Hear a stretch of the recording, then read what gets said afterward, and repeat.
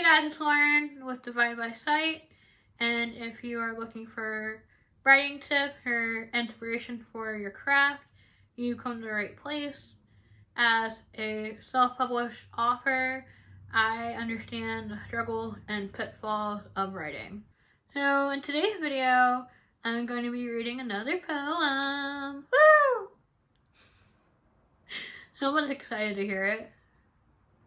There's so many to choose from, and I haven't even written as many as Nicole. The poem I'm going to be reading is called Outcast, and I was inspired after watching the musical adaptation of the Hunchback Notre. And I think with the musical, it did a better job of explaining why Quasimodo is hidden from society. Like, if you watch the Disney movie, it makes sense. Like, he has the figurative deformity of the hump and doesn't match what society believes to be beauty. And so Quadfro hides him in the bell tower. But yet in the musical, like, they explore that even deeper, showing that the deformity affected his intellect and also his voice. Like, you can hear there's like a slight stutter, like struggle of him trying to make words. And as Nicole has pointed out, from being so close to the bell and the tower, it also affected his hearing. What they don't really explain in the Disney version versus the musical is why he's taken in. Right. Because in the Disney version, it's, oh, you killed his mother, so it's your responsibility. And it's like, you just take him to the orphanage. But in the musical, it explains that it's his nephew. Right. And he may feel obligated of, like, the last time with your brother, you're really going to ignore that. Right. I know that explained better than, oh, her blood's in her hands, so now you have to take care of him. Yeah, because in both, they hint that the guy at the church, the guy who runs the tower, the priest. Wow, brain fart. He has an actual name, but do not ask me to pronounce it. Well, in both the Disney and the musical, he doesn't want to even take Quasimodo in. He doesn't want that responsibility. And I think it makes sense in the musical that even though him and his brother had a falling out over the way that they view religion, he still felt obligated to do this last thing for his brother, thinking it would, like, redeem them having a falling out. As I said, the Hunchback of Notre was the inspiration for the poem, but I didn't say how it inspired me. And like I've said in other videos, that I've always combated depression and anxiety. And growing up as a kid, I didn't really have many friends, and I didn't feel like I fitted in. And also, being a kid that was overweight, I didn't feel like I was pretty or accepted by society. So, yeah, when I watched the musical of this, I bawled your eyes out? Yeah. And then you called me someone with black hearts. I didn't cry. Cause I want to be that numb. No, to be fair, I was smart. I watched it before you did and got out of my system. Bad Loki. I was a bawling mess too when I first watched it. How can you watch it and not cry? It's so sad. That's why I didn't feel any emotion when you watched it. I was like, 3 out of my system, I'm good. Like, it's not even like having dreams of, like, being recognized for his artistry, because they show, I don't know if they showed it in the musical, but I know the Disney version they show he's like a sculptor. No, they didn't show that. Yeah, there's some scenes in the musical that were dark and hard for me to see. In the musical, they went more with the idea of him being more historian, so he knew all the lore and history behind Notre Dame. So, again, it's not like he wanted recognition for his intellect or when he shared the lore with others. He just wanted to flee his tower, Yep. in a sense, and be able to socialize and make friends. I think the saddest part was when he went to Court of Miracles and it's other gypsies and he still isn't wanted. Because they look at him and they see a monster. Alright, but I'm like, he's a gypsy too. You'd think Outcast would accept another Outcast, but it's like, nope. Outcast. Frozen behind marble towers with gaping holes of crystal prisms. Stranded on the outside looking in. Wishing I could be accepted by my peers instead of being cast away for my scars. Yearning for the warm embrace of loving arms, or greeted by the bubbling and infectious laughter of children.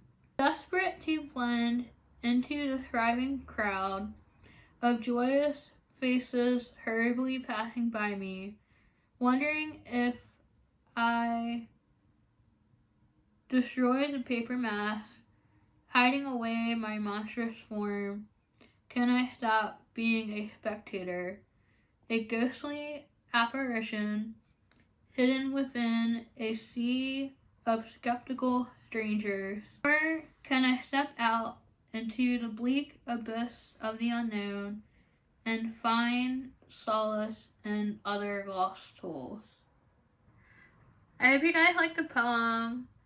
It was interesting because Nicole reminded me that her poem Bellringer, which I'll have pinned to the video and a link in the description, that in a way we both kind of wrote a poem about Quasimodo and how we feel going into the Feast of Fools. Which, like, the whole idea is, like, we're trying to reward who we think is the most ugliest thing in Paris. And when you really take a step back and think about it, that's really cruel. It's not supposed to be cruel. It's a way for them to mock the government. I disagree. I mean, I don't agree that's still right, but that's the whole idea behind the Feast of Fools. Is that it's a day for you to have fun and mock those in power. Okay, but they shouldn't have a parade and basically an award ceremony for who they think is the ugliest. I mean, they show in a Disney version that the king before was a bubbling drunk. Yeah, but I mean, think about it. If you're considered ugly and people hate you, and you have this one day throughout the year where people praise you for it, it's kind of seen differently. I don't know, it seems half backwards to me. I agree, but I'm saying that's the mindset people had about when they think of that festival. Yeah, and then afterwards, they recruit and mock him for it. That because of the fact there's one scene in the book that's taboo. And I said musical was better at explaining it than the Disney version. You want to elaborate? So there's a scene in the book where Esmeralda is beaten, and it's not clear if she's raped or not. Was during the Feast of Fools? Yes. Dang. And Quasimodo finds her and he's trying to help her, and the town comes across them, and they assume that he's the one who did it. And that's why they attack him. But, like I said, you can't show that. Yeah. But at least that gives the town people motive to turn on him instead of just randomly turning on him like they do in the movie. Because, like, you just rewarded him for being the ugliest thing in Paris. Right. And now you're gonna laugh and ridicule him. Well, I said in the musical, they say they're not sure why, but the first time the village turned. Saying it's like no one really knows what caused it, but something happened that made them turn on him. Gotcha.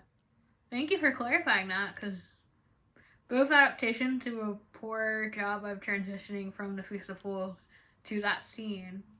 Well, because they can't use the reason. Yeah. But we all know the source material was dark. Oh, undoubtedly so. Like I said, and also verse versions, they made Esmeralda look a lot nicer than what she actually is in the book, too. I can only imagine. Yeah.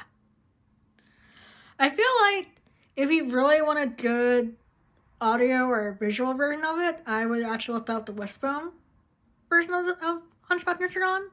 Oh, I forgot they showed it on there. Because that was so far the best one, besides musical, as doing an adaptation of it. Wishbone! Because they actually did Winter.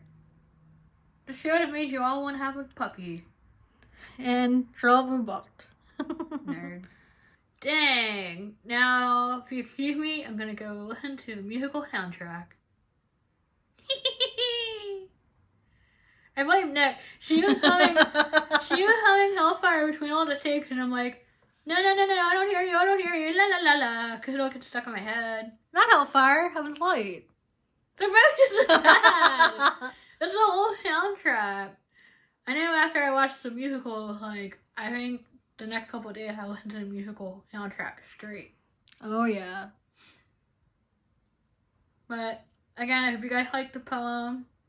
It was one of more of my darker poems. So, the next time I read a poem, I promise it'll be on a happier note. So, don't forget to like, subscribe, and hit the bell icon. In the future, I'm working on some more writing prompt videos, because you guys seem to like them, and should be more helpful for the month of November. As it is NaNoWriMo, and a lot of people are trying to reach a crazy word count. I'm included. I'm not actually participating in Nano, but still using that word count as a goal. Yeah, for Hunted too. So, if you are a brave soul out there that wants to try to do NaNoWriMo, there have been a lot of Authortube YouTubers posting different sprints to help you get those words in. And either Saturday or Sunday, I'm still deciding which day, you might can't really what to do. We're going to do a writing sprint for those doing Nano. And also on Saturday at 3 p.m. Eastern, I am joining Sherry Turquoise for her writing sprint. Woo! Yeah, she is amazing. I will have her channel link in the description as well. And I hope to see you guys there. And until next time, have a good day. Bye!